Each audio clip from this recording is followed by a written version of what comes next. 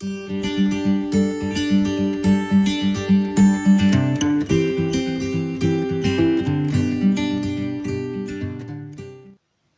à tous, chers frères et sœurs en Christ, bonjour aussi les amis, bienvenue à cette méditation quotidienne, voilà, du vendredi 10 juillet, heureux de vous retrouver pour ces moments autour du Seigneur et de sa parole.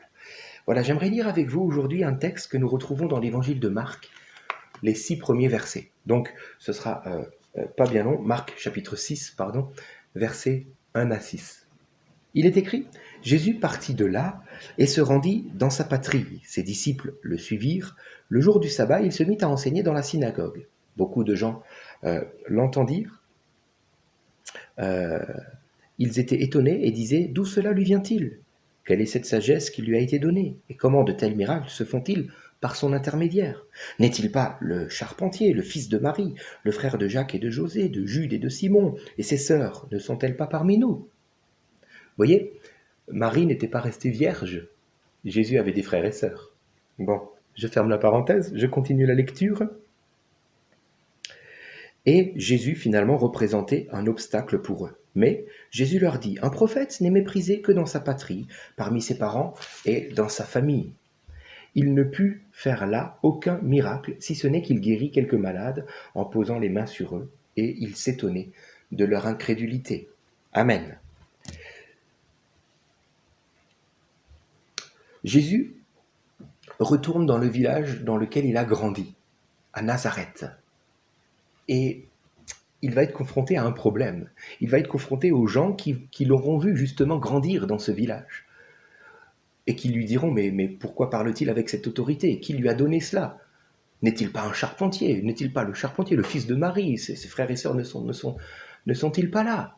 On connaît tout le monde alors. Et Jésus finalement représente un obstacle pour eux. Je comprends finalement que le fait de penser connaître quelqu'un peut devenir un obstacle pour ma vie. Si Dieu veut se servir de cette personne, alors je risque fort de ne pas être attentif, de ne pas vouloir écouter. Cela dans la Bible porte un nom, la jalousie. La jalousie. Je ne sais pas si vous avez affaire déjà, si vous avez déjà eu affaire à une situation similaire, où les gens refusent de vous accorder la position que pourtant Dieu vous a accordée, où les gens refusent de vous accorder la confiance, leur confiance, en disant mais qui tu es toi pour pouvoir parler? Tant je te connais, c'est bon. Je ne sais pas si vous connaissez cette situation-là. Elle est très très inconfortable à vivre. Donc j'aimerais parler aujourd'hui à 2 catégories de personnes. Premièrement, aux jaloux, s'il y a des jaloux qui écoutent, ok? Et deuxièmement, à ceux qui ont affaire à des jaloux. Bon, alors déjà j'aimerais parler aux jaloux. C'est quoi la jalousie? Bon, être jaloux, un jaloux c'est quelqu'un qui éprouve des émotions d'envie à l'égard de choses, de statut, c'est-à-dire de positionnement, de position, ou de liens affectifs. Donc ils éprouvent des envies, des émotions d'envie à l'égard de ces choses-là, car ils ne les ont pas, ils aspirent à les avoir, mais ne les ont pas. Bon, on devient jaloux quand on a l'impression que d'autres possèdent ce que l'on estime devoir avoir nous-mêmes. Peut-être même avons-nous travaillé pour avoir cela et on l'a pas. Bon, alors on devient jaloux. Alors j'aimerais dire aux personnes jalouses, déjà que je vous aime, bon, mais j'aimerais vous dire, surtout dans le cadre de cette méditation, tout ce que l'on a nous vient de Dieu. Tout. Alléluia, c'est la Bible qui le dit.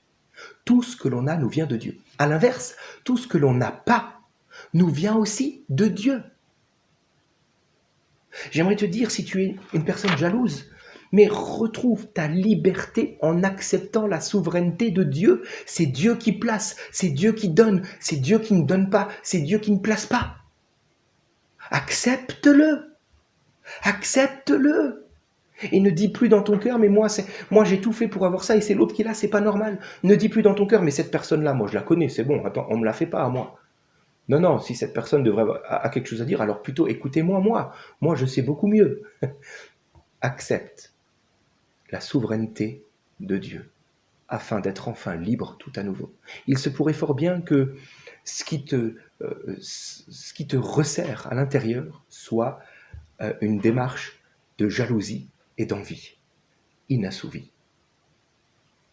J'aimerais vous laisser le conseil de Gamaliel, que vous retrouvez dans le livre des Actes au chapitre 5.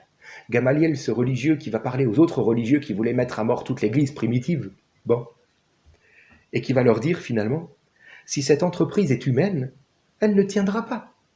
Mais si elle vient de Dieu, vous ne pouvez pas la détruire. Alors ne courez pas le risque de combattre contre Dieu. Alléluia. Mon ami, si quelqu'un a reçu quelque chose et que ça ne vient pas de Dieu, que ce soit du matériel, que ce soit un titre, peu importe, alors la chose ne durera pas. Mais si cela vient de Dieu, ne prends donc pas le risque de combattre contre Dieu. Dieu est souverain, Dieu est au-dessus. C'est lui qui place, c'est lui qui donne. Ne prends donc pas le risque de combattre. Bon, vous savez, le ministère de Jésus a été bloqué, on l'a lu. Il ne put faire là-bas que quelques guérisons, alors qu'ailleurs il en faisait à l'appel.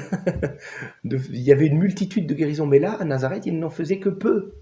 Cela veut dire quoi? Cela veut dire que s'il y a dans une communauté, s'il y a dans une église, s'il y a dans une famille de la jalousie, alors il n'y aura pas l'onction de Dieu. Alors il n'y aura pas même la faveur de Dieu.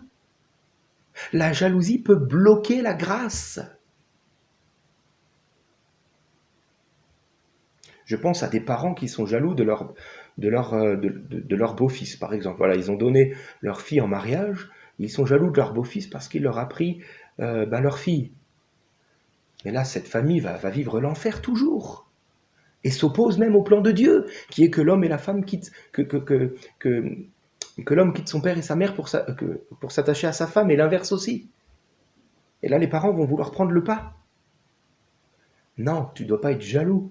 Non, jamais. Si dans une église tu es jaloux de la position de quelqu'un, mais il n'y aura plus l'onction dans l'église. Tu n'auras plus l'onction. Dans Matthieu 27, verset 18, nous voyons que ce sont les religieux qui, par jalousie, ont fait crucifier Christ. Et vous connaissez la fin de ces religieux. Alors que Christ est ressuscité, alors que l'Église grandit, les religieux courent à leur perte.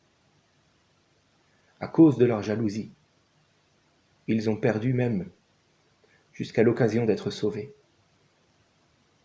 Alors oui, la jalousie peut aller tellement loin dans nos vies, peut avoir de terribles conséquences. Mon ami, accepte la souveraineté de Dieu afin d'être libéré de la jalousie.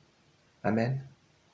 J'aimerais parler deuxièmement aux personnes qui souffrent à cause de la jalousie des autres. Et j'aimerais vous laisser rapidement 3 conseils, très rapides. Premièrement, ne prenez pas l'affaire trop à cœur. Non, Jésus à Nazareth ne va pas s'arrêter sur les jaloux. Il ne va pas s'arrêter sur ce qu'ils disent, sur leur regard. Ah, il n'est que le fils du charpentier, on connaît toute sa famille qui sont là avec nous, alors lui... Non, il ne va pas s'arrêter auprès d'eux, mais il va quand même continuer. Même s'il n'y a que peu de guérisons, il y aura des guérisons. Il va continuer son ministère, ce pourquoi son père l'a appelé. Il va continuer de travailler. Alors ne prends pas trop à cœur ce que les autres disent, mais continue d'œuvrer dans ce que Dieu attend de toi. Ne mets pas tes forces à essayer de te défendre, mais place tes forces et ton zèle dans ce que Dieu attend de toi. Alléluia, afin de ne pas te poser dans ce que les autres disent. Parce que si ton cœur s'attache à cela, tu vas devenir vulnérable. Alléluia. Ne perds donc pas l'assurance qui s'attache à ton appel, mais travaille dans ce que Dieu attend de toi. Alléluia. Deuxièmement, aime ton jaloux, ou tes jaloux s'il y en a plusieurs. Aime-les. Aime-les. Ce faisant, ceux qui sont jaloux de toi comprendront que tu n'es pas vulnérable ni à leurs paroles, ni à leur cœur arrogant. Parce que oui, il y a de l'arrogance dans le cœur des personnes jalouses. Vous savez, les personnes jalouses ne sont pas des personnes méchantes ou mauvaises. Elles viennent à vous avec un beau sourire. Mais dans leur cœur, leur seul désir est de vous voir déchoir. Alors aime-les afin qu'elles comprennent que tu n'es pas vulnérable ou atteignable par leur arrogance de cœur, par quelque part leur haine intérieure. Non, aime-les. Prie même pour ces gens, afin de demander à Dieu de les bénir, en sorte que tu ne glisses pas dans leur péché à eux, que tu ne tombes pas en les suivant. Si tu tombais en voulant les rejeter comme eux te rejettent, les regarder comme eux te regardent avec mépris, alors tu pécherais au regard du Seigneur. Mais ne tombe pas là. Prie pour eux, afin de ne pas tomber en tentation. Prie et aime. Mais si d'un côté tu dois les aimer et prier pour eux, j'aimerais te dire qu'il y a un équilibre à trouver. Oui, tu dois les aimer et prier pour eux, mais d'un autre côté, tu dois te séparer de ces gens-là si tu te rends compte qu'elles ne changent pas. Parce que tu dois te protéger. Alléluia. Jésus n'est pas resté toujours à Nazareth. Il s'en est allé.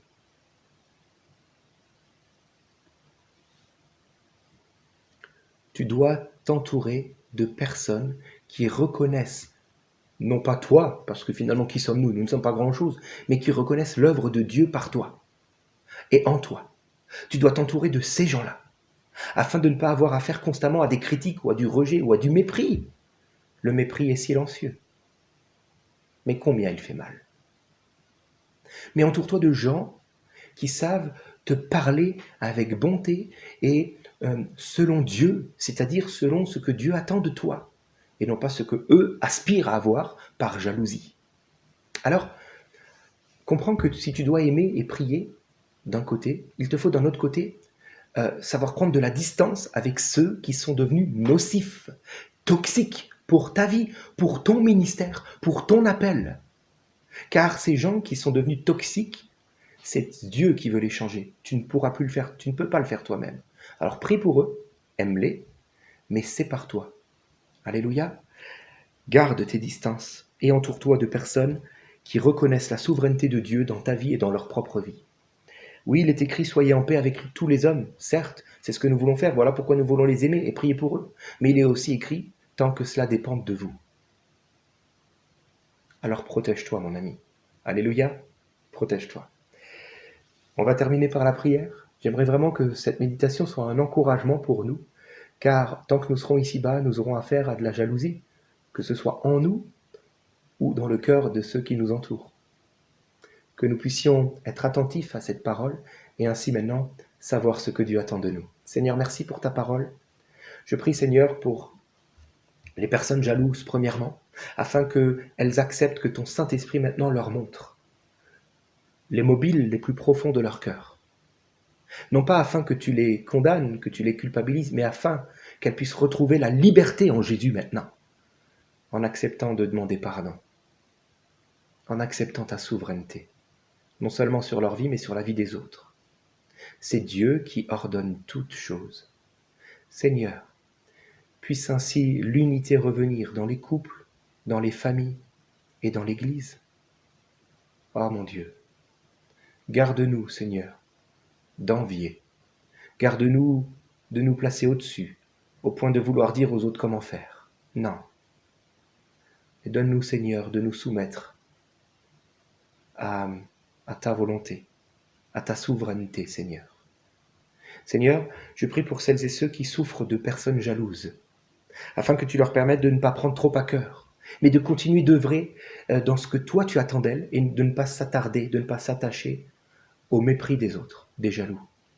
Je te prie de les aider à aimer et à prier, à ne pas simplement rejeter comme ils sont rejetés. Mais je te prie aussi de leur donner cet équilibre, de prendre de la distance de ces personnes qui sont devenues toxiques pour elles, afin, Seigneur, de continuer d'être bénis par toi et en bénédiction pour les autres. Seigneur, je prie au-delà de tout cela pour l'unité, car tu es mort en renversant le mur de la séparation. Alors, que la jalousie ne sépare pas, Seigneur, mais que ton esprit unisse. Seigneur, tu montres à chacun comment réagir maintenant, je le crois, pour ta gloire, et au nom de Jésus, que l'identité de l'enfant de Dieu soit restaurée dans les cœurs. Amen. Que Dieu vous bénisse. Je vous souhaite un bon week-end, et je vous dis à lundi. Soyez bénis.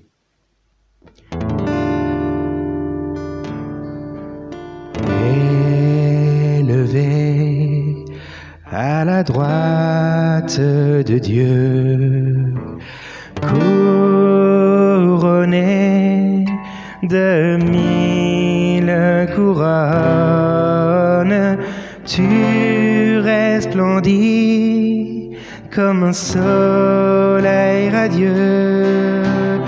Les êtres crient autour de ton trône, à l'agneau de Dieu soit la gloire, à l'agneau de Dieu la victoire, à l'agneau de Dieu soit le règne pour tous les siècles. Amen. On reprend du début. Élevé à la droite de Dieu, couronné de 1000 couronnes, tu resplendis comme un soleil radieux. Les êtres crient autour de ton trône, à l'agneau de Dieu soit la gloire, à l'agneau de Dieu la victoire, à l'agneau de Dieu soit le règne pour tous les siècles. Amen. À l'agneau de Dieu soit la gloire, à l'agneau de Dieu la victoire, à l'agneau de Dieu soit le règne pour tous les siècles. Amen.